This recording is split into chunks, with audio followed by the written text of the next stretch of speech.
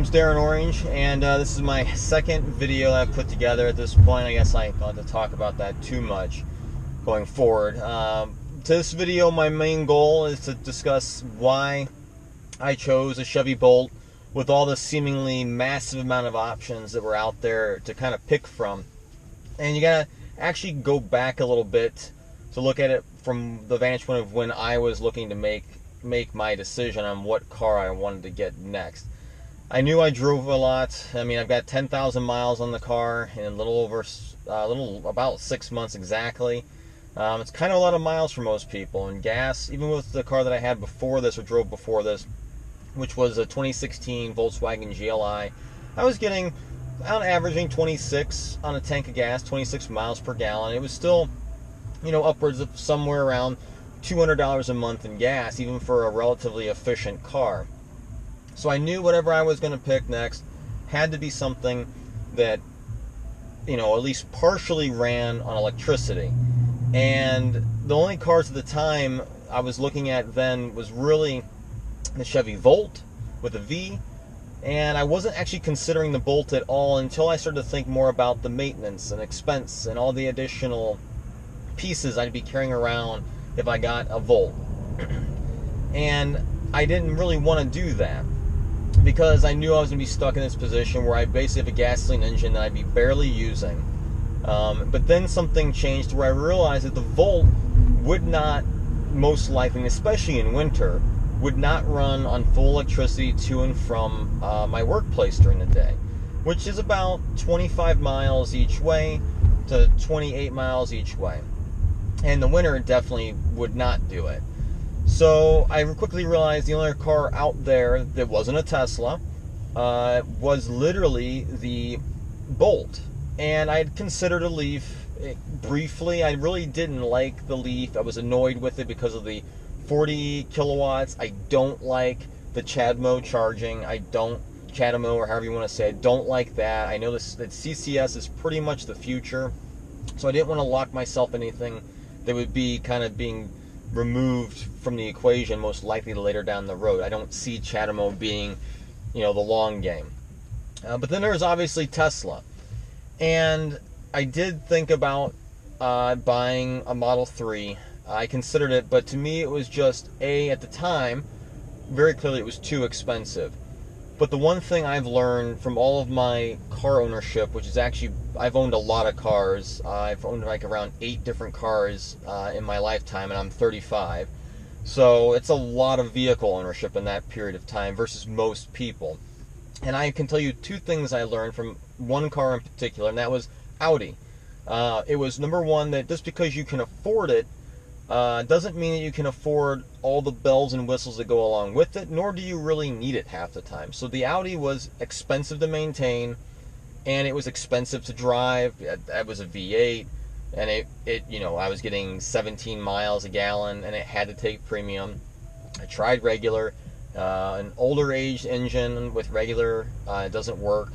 It had issues. So coming back to the root statement is that really Tesla, to me, ownership cost wise, while it is cheaper than most cars, for any repairs that happen, for anything that goes wrong, even in a Model 3, you are looking at the cost equivalent to that of an Audi. I don't like that. I don't want to have a door handle or a window regulator or the tires or any of the things that go along with it being expensive, because even though the tires is an argument too, didn't want 18-inch rims on my commuter car.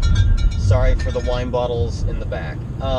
So my thinking was the most cost-effective car that didn't have anything that was really proprietary, because even an i3 has rims and stuff that are proprietary. I mean, you have to buy special tires, which I don't want to have to do. I want to be able to put normal tires, or relatively normal tires, on my car and be able to get it serviced almost anywhere it needed to be serviced and make it inexpensive.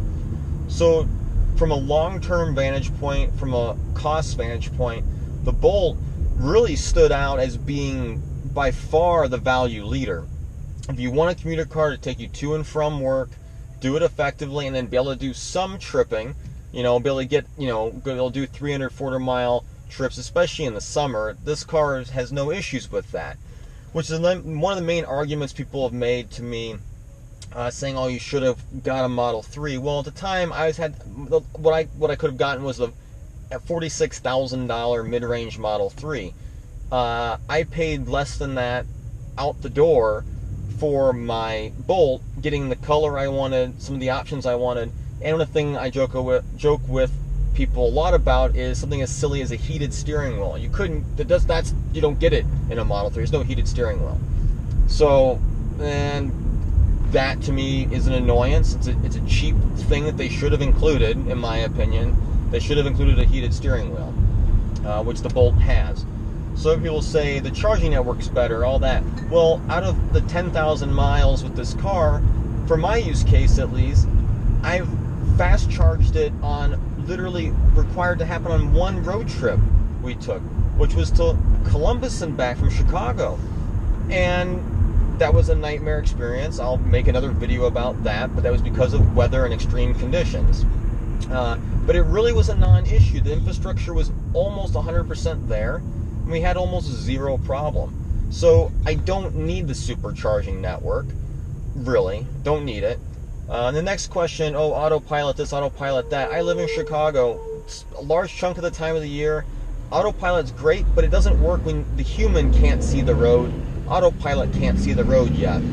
You know, you're going to have to still drive the car. It isn't going to work in all conditions. And I don't think, honestly, this isn't if they can fix this or solve this, I don't know how you're going to drive a car when you can't see lane lines going down a highway and everything is obstructed by snow. I don't see full autonomous driving ever working in those conditions. And I know for sure the current driving autopilot they have wouldn't work in those conditions. So there's that fine line. Well, yes, probably 6 to 8 months of the year I would have zero issue with autopilot, but my highway driving is about 10, 15 miles each way. And again, it's not really my main focus point. It's not a big ordeal, especially if you drive closer to the speed limit, which I know on autopilot you can only, apparently, to my understanding, go 5 over the speed limit. If you drive the speed limit in Chicago, I can guarantee you do not have to change lanes. And 2, driving is easy. It's not that hard to do if you're not having to pass people. And frankly, in Chicago, if you're driving the speed limit or even 5 over the speed limit, you really aren't passing anyone. You can stay in one lane, not affect traffic flow or damage anyone else's experience on the highway.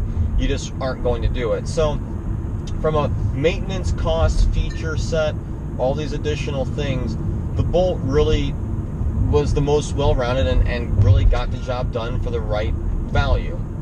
It still at the time qualified for the full $7,500 tax credit, which I got, and it's been fantastic, frankly, for these 10,000 miles. It's exceeded, honestly, almost all of my expectations. I got to drive this car in -10, -15. I was still able to get 150, 160 miles of range out of that car.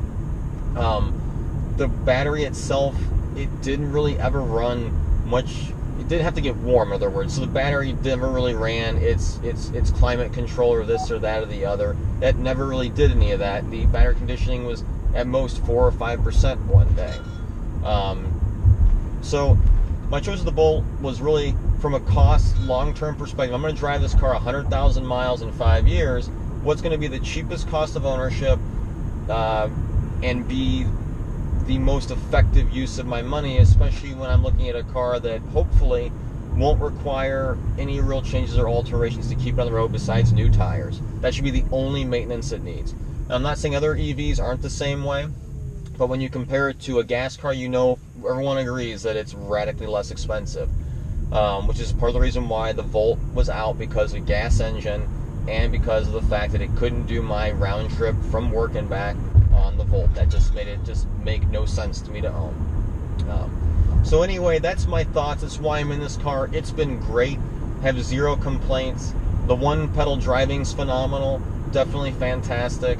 I really couldn't be happier with the car, to be honest with you. Yes, like the seat could be slightly more comfortable, but it honestly is such a small gripe when I compare it from A to B car, going from the Model 3, sitting in it and having driven it, and being in the Bolt. The seat's really inconsequential.